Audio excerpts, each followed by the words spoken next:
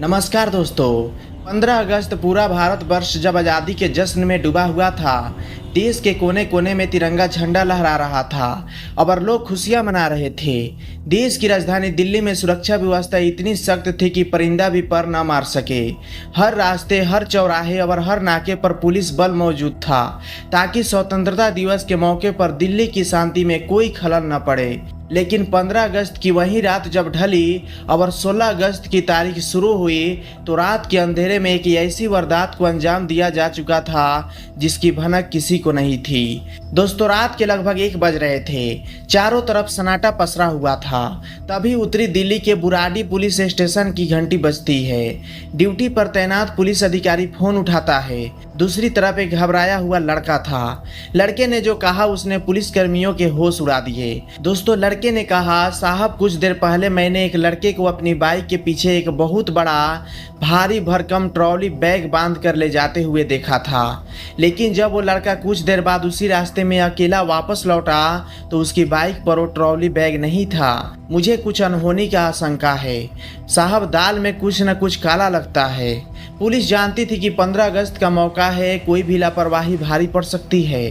Police ने बिना एक पल गंवाए तुरंत एक्शन लेने का फैसला किया। लेकिन सवाल यह था कि क्या सच में कोई वारदात हुई थी? उस भारी भरकम ट्रॉली बैग के अंदर ऐसा क्या था जिसे रात के 1 बजे अंधेरे में गायब कर दिया गया? आइए शुरू से शुरू करते हैं इस खौफनाक कहानी को। दोस्तों, फोन करते ही बुराड़ी पुलिस की एक टीम तुरंत उस इलाके की ओर रवाना होती है। पुलिस ने इलाके में लगे सीसीटीवी कैमरे की फोटोज खंगालनी शुरू कर देती है। सैकड़ों कैमरों की फोटोज देखने के बाद आखिरकार पुलिस को रात 12:45 की एक फुटेज मिलती है। फुटेज में साफ दिखता है कि एक लड़का बाइक पर एक बड़ा सा लाल काले रंग का ट्रॉली बैग लाद कर जा रहा है। थोड़ी देर बाद वही लड़का बिना बैग के वापस लौटता है। लेकिन समस्या यह थी कि बाइक चलाने वाले लड़के ने अपने सिर पर हेलमेट पहन कर रखा था और मुंह पर कपड़ा बांध रखा था जिससे उसका चेहरा नजर नहीं आ रहा था। लेकिन अपराधी कितनी भी होशियारी क्यों न दिखा ले, कोई ना कोई सुराग दोस्तों छोड़ ही जाता है। सीसीटीवी फुटेज में उस बाइक का नंबर बिल्कुल साफ साफ दर्ज हो गया था। पुलिस ने तुरंत ट्रैफिक पुलिस के डेटाबेस से उस बाइक नंबर की डिटेल्स निकाली। बाइक रजिस्टर्ड थी मनीष कुमार नाम के व्यक्ति के नाम पर, जो बुराड़ी इलाके में ही अपनी बाइक सर्विस सेंटर की दुकान चलाता था। रात के करीब 2:30 बजे पुलिस मनीष के घर पर दबिश देती है। जब पुलिस ने मनीष को उठाकर सीसीटीवी फुटेज दिखाई और कड़ाई से पूछताछ की, रात के 1 बजे तुम बैग के साथ कहाँ जा रहे थे, तो मनीष हक्का बक्का रह गया। मनीष ने घबराते हुए कहा कि साहब, बाइक तो मेरी ही है, लेकिन रात को यह बाइक मैं नहीं चला रहा था। मेरी दुकान पर अक्सर मेरा एक दोस्त आता है जिसका नाम है अविनाश कुमार। अविनाश मुकुंदपुर इलाके में किराए का मकान लेकर रहता है और मूल रूप से बिहार के मुजफ्फरपुर के रहने वाला है। कल रात वहीं मेरी बाइक मांग कर ले गया था। अब पुलिस का पूरा शक अविनाश कुमार पर गहरा गया। बिना किसी देरी के पुलिस टीम मनीष को साथ लेकर रात में ही अविनाश के किराए के मकान पर पहुंचती है। दरवाजा खटखटाया जाता है। जैसे ही अविनाश दरवाजा खोलता है और सामने पुलिस को खड़ा देखता है, उसके चेहरे का रंग उड़ जाता है। उसके चेहरे पर पसीने की बूंदें चमकने लगती है। पुलिस तुरंत अविनाश को अपनी गाड़ी में बैठाकर थाने ले जाती है। थाने में शुरू होती है कड़ाई से पूछताछ। दोस्तों, पुलिस अधिकारी अविनाश से पूछता है कि मनीष की बाइक पर तुम रात को बड़ा सा ट्रॉली बैग लेकर कहाँ जा रहे थे और उस बैग का क्या हुआ? अविनाश ने खुद को संभालते हुए एक झूठी कहानी गढ़ी। उसने कहा कि साहब, मेरी नानी आजादपुर मंडी के पास रहती है। नानी को कुछ घर का सामान और कपड़े देने थे, इसलिए मैं वो ट्रॉली बैग लेकर नानी के घर गया था। सामान देकर मैं वापस आ गया। लेकिन पुलिस कंची गोलियां नहीं खेली थी। पुलिस तुरंत अविनाश को अपनी गाड़ी में बैठाकर आजादपुर उसकी नानी के घर ले गए। जब रात के 3:30 बजे नानी के घर का दरवाजा खटखटाया गया और पुलिस ने पूछा कि क्या अविनाश रात को कोई ट्रॉली बैग लेकर आया था, तो नानी ने साफ मना कर दिया कि अविनाश तो कल दिन से यहाँ आया ही नहीं था। अब अविनाश का झूठ पकड़ा जा चुका था। थाने वापस आते ही जब पुलिस ने अपना सख्त रूप दिखाया और थप्पड़ों की बरसात की तो अविनाश टूट गया। उसने जो सच उगला उसे सुनकर थाने में मौजूद हर पुलिसकर्मी की रूह कांप गई। अविनाश ने कांपती आवाज में कहा कि साहब, उस ट्रॉली बैग के अंदर मेरी सगी चचेरी बहन रंजना की लाश थी। मैंने ही उसकी हत्या करके उसकी डेड बॉडी को झाड़ियों में फेंका है। एक 22 साल का लड़का अपनी ही 17 साल की चचेरी बहन की हत्या करके उसकी लाश को सूटकेस में पैक करके ठिकाने लगा चुका था। लेकिन सवाल यह था कि आखिर एक भाई अपनी ही बहन का इतना कट्टर दुश्मन कैसे बन गया? आखिर रंजना का कसूर क्या था? दोस्तों, इस खौफनाक वारदात की जड़ें दिल्ली से सैकड़ों किलोमीटर दूर बिहार के मुजफ्फरपुर जिले के एक गांव में फैली हुई थी। रंजना, जिसकी उम्र महज 17 साल थी, अपने गांव में ही रहती थी। करीब 1.5 साल पहले रंजना को अपने ही एक दूर के रिश्तेदार के लड़के से प्यार हो जाता है। रिश्ता दूर की रिश्तेदारी का था और रिश्ते में वो लड़का रंजना का भाई लगता था। शुरुआत में दोनों की चोरी छिपे बातचीत होती रही, लेकिन जब 1 साल बीता तो इस अफेयर की खबर रंजना के घर वालों को लग गई। गांव देहात का माहौल और समाज की पाबंदियों के चलते परिवार वालों ने इसे अपनी शान और इज्जत पर हमला माना। घर वालों ने रंजना पर पाबंदियां लगाना शुरू कर दिया। उसे समझाया गया, डांटा गया और उस पर कड़ी नजर रखी जाने लगी कि उस लड़के से दूरी बना ले, वरना समाज में परिवार का मुंह दिखाने लायक जगह नहीं बचेगी। लेकिन रंजना प्यार के उस मोड़ पर थी जहां उसे परिवार की इज्जत का कोई ख्याल नहीं था। जब घर वालों का दबाव बहुत ज्यादा बढ़ गया तो रंजना ने एक बहुत बड़ा कदम उठाया। वह एक दिन चुपचाप अपने प्रेमी के साथ घर छोड़कर भाग गई। इस घटना से गांव में हड़कंप मच गया। परिवार ने बदनामी के डर से पुलिस में शिकायत दर्ज नहीं कराई, बल्कि खुद की खोजबीन करके कुछ दिन बाद रंजना को ढूंढ निकाला और वापस घर ले आए। घर लाने के बाद रंजना के साथ मारपीट की गई, उसका फोन छीन लिया गया, लेकिन रंजना का दिल अपने प्रेमी के लिए ही धड़क रहा था।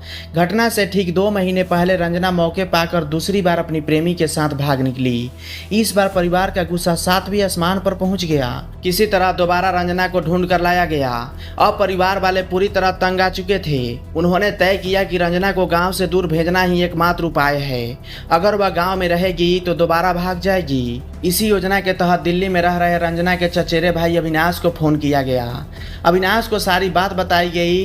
14 अगस्त 2026 को अविनाश बिहार से रंजना को लेकर दिल्ली आ गया और उसे आजादपुर में उसकी नानी के घर छोड़ दिया ताकि नई जगह पर रहकर रंजना अपनी प्रेमी को भूल सके। लेकिन किस्मत को दोस्तों कुछ और ही मंजूर था। 14 अगस्त की शाम को दिल्ली पहुंचते ही रंजना ने नानी के घर के किसी फोन से अपनी प्रेमी को कॉल कर दिया। उसने रोते हुए अपने प्रेमी से कहा, मैं दिल्ली आ गई हूँ, मुझे यहाँ बिल्कुल अच्छा नहीं लग रहा है, तुम भी तुरंत दिल्ली आ जाओ, हम यहाँ से कहीं दूर चले जाएंगे। जब नानी को इस बात की भनक लगी तो उसने तुरंत बिहार में रंजना के पिता को फोन कर दिया। पिता ने दिल्ली में मौजूद अविनाश को फोन लगाया और कहा, अविनाश, यह लड़की वहाँ जाकर भी वही हरकत कर रही है, जाकर उसे समझाओ वरना हमारी समाज में कहीं इज्जत नहीं बचेगी।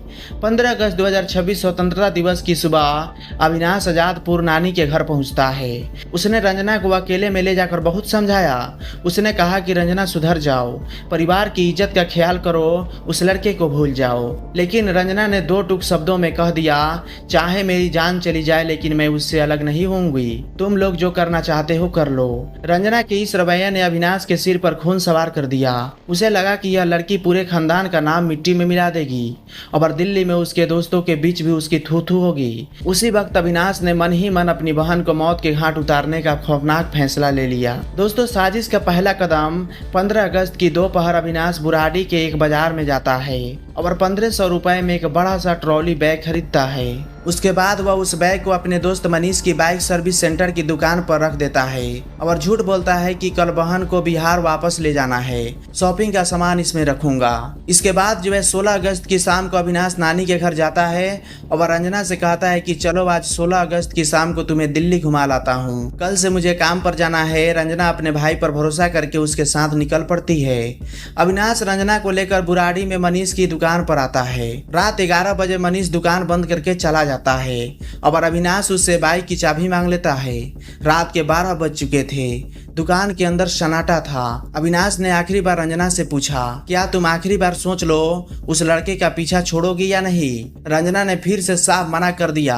फिर क्या था दोस्तों, गुस्से से अंधे हो चुके अविनाश ने रंजना का गला अपने दोनों हाथों से दबा दिया। रंजना तड़पती रही, हाथ पैर मारती रही, लेकिन दरिंदे बने भाई का दिल नहीं पसीजा।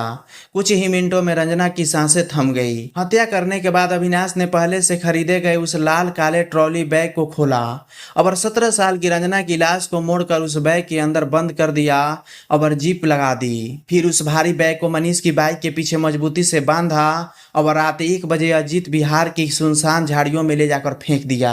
दोस्तों, अविनाश की निशानदेही पर 17 अगस्त 2026 की सुबह पुलिस अजीत बिहार की झाड़ियों में पहुंचती है। जब पुलिस ने उस ट्रॉली बैग की जीप खोली तो अंदर रंजना का बेजान शरीर पड़ा हुआ था। पुलिस ने तुरंत शव को पंचनामा के पोस्टमार्टम के लिए सब्जी मंडी शव गृह भेज दिया। लेकिन इस कहानी का सबसे दर्दनाक और कड़वा पहलू अभी बाकी था। जब दिल्ली पुलिस ने बिहार में रंजना के माता पिता और परिवार वालों को फोन करके उस वारदात की जानकारी दी कि अविनाश ने रंजना की हत्या कर दी है, तो रंजना के सगे माँ बाप ने दिल्ली आने से साफ इनकार कर दिया। उन्होंने पुलिस से कहा कि उस लड़की ने जीते जी हमारी इज्जत नीलाम कर दी थी। अब मरने के बाद भी हम उसका मुंह नहीं देखना चाहते। उसका जो करना है कर लो। सोचिए, एक बेटी गलत रास्ता चुनी थी, लेकिन क्या उसकी सजा मौत थी? और परिवार की सोच इतनी पत्थर हो चुकी थी कि उन्होंने अपनी ही बेटी की डेड बॉडी लेने से इनकार कर दिया। आखिरकार दिल्ली में रह रही उसकी नानी के परिवार वालों ने पुलिस से शव हासिल किया और दिल्ली के ही एक शमशान घाट में रंजना का अंतिम संस्कार कर दिया। पुलिस ने आरोपी चचेरे भाई अविनाश कुमार को गिरफ्तार कर लिया। उस पर भारतीय न्याय संहिता की हत्या और सबूत मिटाने की गंभीर धाराओं के तहत मामला दर्ज कर उसे जेल भेज दिया गया। दोस्तों, यह घटना हमें सोचने पर मजबूर करती है। एक तरफ प्यार में अंधी जिद, तो दूसरी तरफ झूठी शान और गुस्से में लिया गया एक गलत फैसला, जिसने 2 जिंदगियों को पूरी तरह तबाह कर दिया। एक दुनिया से चली गई और दूसरा अपनी बाकी जिंदगी जेल की सलाखों के पीछे सड़ेगा। इस दर्दनाक सच्ची घटना के बारे में आपकी क्या राय है? अपनी प्रतिक्रिया हमें कमेंट बॉक्स में जरूर लिखकर बताएं। अगर आपको यह वीडियो पसंद आई हो तो इसे लाइक करें, शेयर करें और ऐसे ही सच्चे अपराध की कहानियों के लिए हमारे चैनल को सब्सक्राइब करना न भूलें। दोस्तों, कल फिर मिलेंगे एक सच्ची घटना के साथ। तब तक के लिए धन्यवाद। सुरक्षित रहें। मिलते हैं नेक्स्ट वीडियो में। तब तक जय हिंद, जय भारत।